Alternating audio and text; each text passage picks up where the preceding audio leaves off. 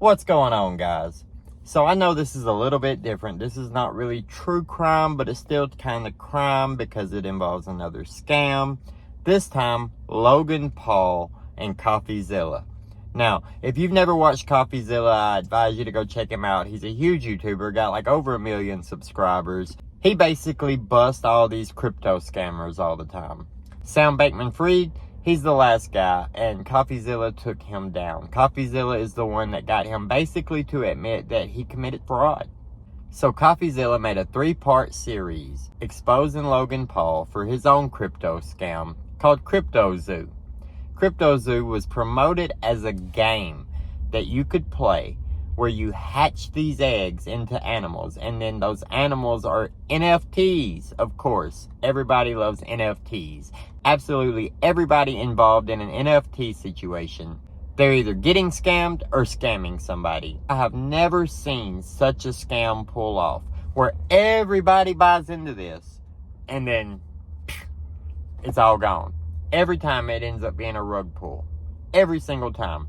And what I mean by rug pull, in case you're not aware, is that the creators will buy up a lot of the stock and own a lot of the stock. And then they'll release it, people will buy it, and then the creators and developers will dump all theirs and crash the price and make off like bandits with a bunch of money. That's what Logan Paul was conspiring to do. In this response video, he tries to come at Coffeezilla as if Coffeezilla is just some internet sleuth who doesn't know what he's doing and doesn't care and doesn't take time. This was almost a 2-year-long investigation from Coffeezilla on Logan Paul. Logan Paul made a 7-minute response video, and he owned himself in this video. Let's check it out. And like many on this platform, you have successfully used my name for views and money. While your work used to be impartial, your addiction to clicks has clouded your judgment and you've made very real errors with very real repercussions. Coffee, you took a shot at my reputation.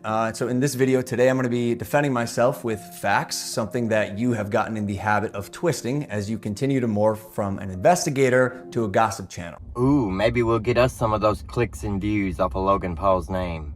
Maybe. You see, Coffeezilla tried to work with law enforcement in the past, but his work was described as not anchored to truth and often speculative. He is a lopsided journalist with an agenda, and he's nothing more than the Keemstar of crypto and finance. That's literally what they say about absolutely everybody on the internet doing any kind of investigations. Let's get right into the news. But as opposed to just telling you, I'm going to show you some of the core discrepancies that I caught in Coffeezilla's investigation. Coffee, you interviewed the developer who stole the game code, fled to Switzerland, and held it hostage for $1 million. Well, his name is Zach Kelling. Surely, as the internet detective that you proclaim to be, you would know that he spent time in prison for multiple felonies, one for aggravated robbery, armed robbery at a liquor store, and the other for, surprise, obstructing the legal process. I can see why you kept him anonymous. I mean, you hired him, bro. Why are you getting upset that Coffeezilla interviewed somebody that you hired because the person that you hired happened to be a crook? Why would you hire a crook? I wonder if that turns out to be a pattern, that absolutely everybody but you and your manager on this team end up being crooks. Let's see. I guess among many things, it doesn't surprise me that he lied about having 30 engineers and a $50,000 a week burn rate. On my end, I have 30 engineers. I'm burning $50,000 a week. Which, side note, is how this delusionist landed on the $1 million code ransom, but it turns out he only had 3 engineers. Wouldn't someone with journalistic integrity know their credible source had not only an agenda, but a fondness for orange jumpsuits? Oh, okay. So the ransom that this guy held your code for was actually what he told you you owed him for developing that code. And then because he says he had 30 engineers working on it, but you only have pictures of 3, you believe that only 3 engineers worked on this program, right? I mean, this was in 2020, was it not? Was everybody not working from home? So the fact that there's only 3 people in an office, does that mean that only 3 people developed the program? Come on, Logan. Do better. Or did you just hear what you wanted to hear and moved on? Because even if you're lying to yourself, Steven, you still have to believe it. And I know what you're thinking. What type of idiot would work with an unsavory individual like Zach Kelling? I guess that's what I get for trusting the team that I relied on to vet and manage Eddie's hiring process. Can you believe it? I mean, it's absolutely not your fault that you worked with criminals. Absolutely not. I mean, it's not like you surround yourself with that type of person. Who has turned out to be a professional con man that I have since learned fooled billionaires, the Mormon Church, the owner of the New York Yankees, and now me. So you were working with a professional con man and a criminal in order to launch this NFT program where all of them always seem to be rug pulls. I mean, it sure would be bad if somebody had emails and text between you and those people conspiring to do a rug pull, right? Right, Logan? I mean, in my mind, that would be pretty bad. And surely you knew Emilio, the gentleman who supposedly let his child invest in a cryptocurrency, was allegedly responsible for 2 rug pulls before you interviewed him. So are you really this delusional? Or do you actually believe that this makes you look better? So either you missed that or you knew it and failed to let the public know. Why? Because it was a clear sign that he was also untrustworthy. Well, I mean, he was part of your team. I mean, surely you didn't work with this other guy too, who's also a scammer, who ended up scamming you and ruined your whole rug pull. I think his name was Jake, also known as Crypto King. Did you work with him too? I think so. I believe I remember him being a part of CryptoZoo. You seemed pretty excited when the guy told you that he couldn't hatch the eggs. Wait, you can't even hatch? No, I'm telling you, it's just a picture. You're kidding! You can't hatch? You're kidding. You can't hatch? You can't hatch? Yeah, 1 second of research would prove that to be false, as you can definitely hatch eggs and even breed your animals. Click on that. Oh, we got a duck. And as you pointed out in your fine print, cross-hatching was available on ETH at one point, but you perpetuated the opposite as truth with your chest out. Yeah, you really got Coffeezilla here. Because he did make it seem like those eggs couldn't be hatched into those stock images that you put up. But he did put it in his video. It is there in fine print. Just so you're clear. He did point out everything that you're pointing out that halfway makes you look okay. You realize that, right? Like, he pointed out all the bad stuff you did. But he also pointed out that the eggs could hatch for a very limited amount of time. Basically, nothing worked. And by the way, Guy, almost all NFTs are just pictures. I'm telling you, it's just a picture. Yes, most NFTs are just pictures. But most NFTs are at least creative in some way. They're not just stock images. Why have you allowed the illegal recording of Jeff's phone call without his permission? And then more like an internet criminal, post it online. And it was interesting. It was like, this is wild. Alright, you might have Coffeezilla there. He did allegedly illegally record your manager. I don't know what state Coffeezilla's in. I don't know what the laws are there. I don't know how it works from state to state, 2-party consent state, 1-party consent state.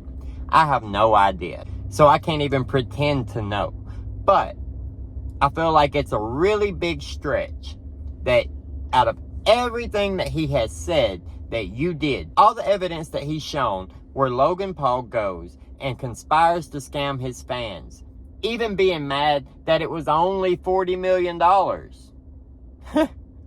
Come on, guys. Now, although you didn't verify any backgrounds, substantiate any evidence, took multiple criminals' words as truth, and broke laws, you still published the defamation. However, unlike you, the blockchain doesn't lie. So let's highlight some things that you did point out. I hope you caught that part right there, where he tried to use your mind against you, where he was trying to say that, unlike you, the blockchain doesn't lie. So he's trying to say that Coffeezilla lied, right?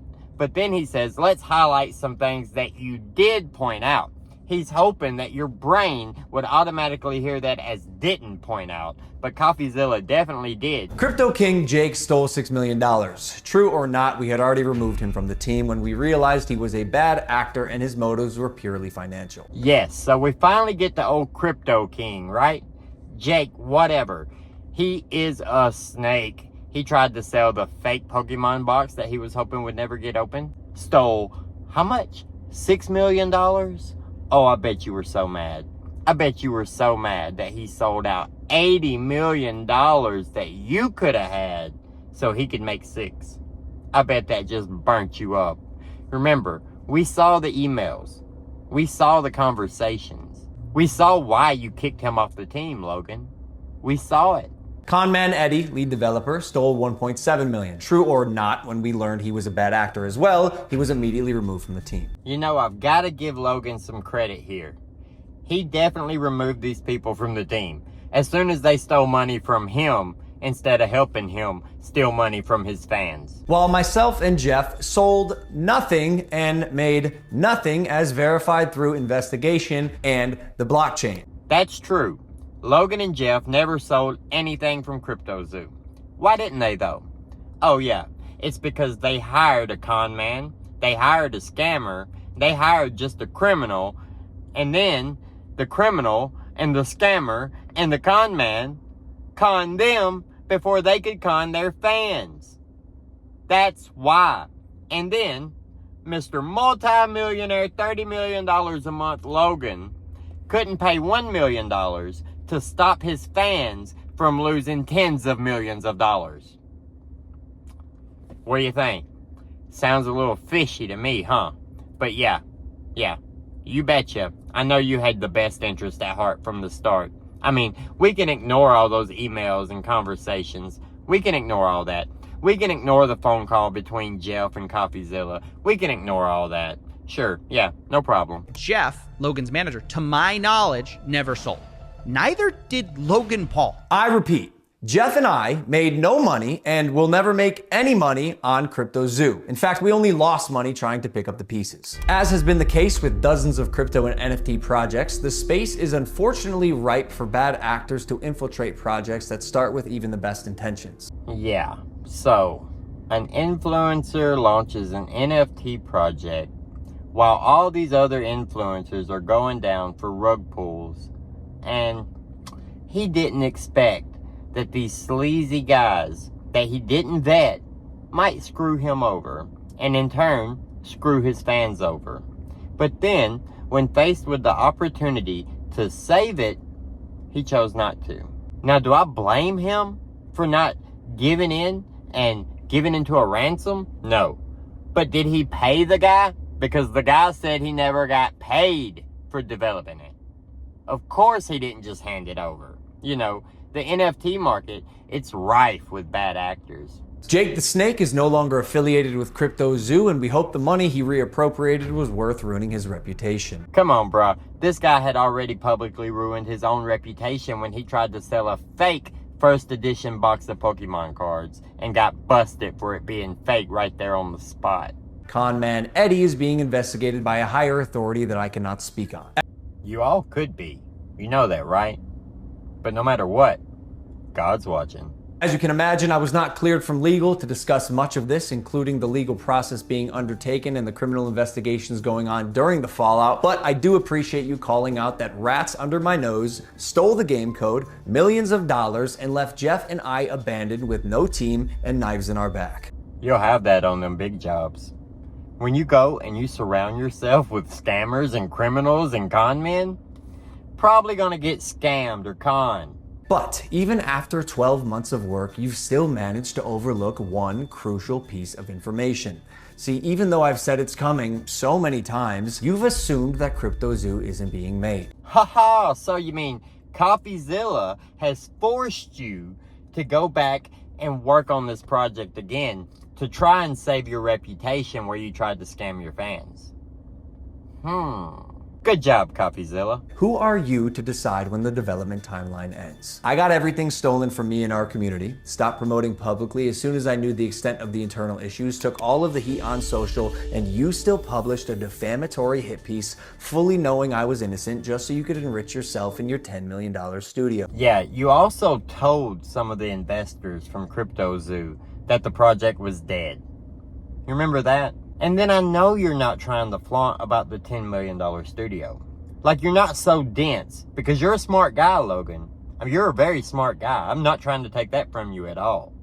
But you're not so dense and dim-witted right here that you think he says that as if he means it. It's obviously a green screen. That's why he says it. Come on, guy. Sharp, but deeply unethical, dangerously misleading, and illegal. I suggest you use the money you got from pumping your Patreon to hire a good lawyer. You're gonna need it. Yeah, that's right, Logan. Go ahead and ruin your reputation even more. Sue Coffeezilla. You'll lose all support. You'll have to go back to entertaining 10-year-olds. And maybe we could have talked about this if you had reached out to me, personally. Not my manager, Jeff, who is not me, Steven. Okay, guys, so I'm going to cut this here, but I have one more thing to say. This is what I've been waiting for the entire video. Who the hell has a manager and says that if you want to talk to me, you have to contact me? Don't contact my manager to talk to me. What the hell is the point of having a manager? Is your manager and business partner, mind you, in the scam that he's talking about? Jeff was not only your manager, but also your business partner. And he clearly told Jeff that he was trying to reach out to you. So your business partner and manager either dropped the ball and didn't tell you, or he told you and you still ignored it, and now you're trying to use it as an excuse. If you're a celebrity like yourself, who you can't just go up and knock on their front door, you have a manager for a reason. It's so people can contact you, especially journalists. Right? Am I right or am I wrong?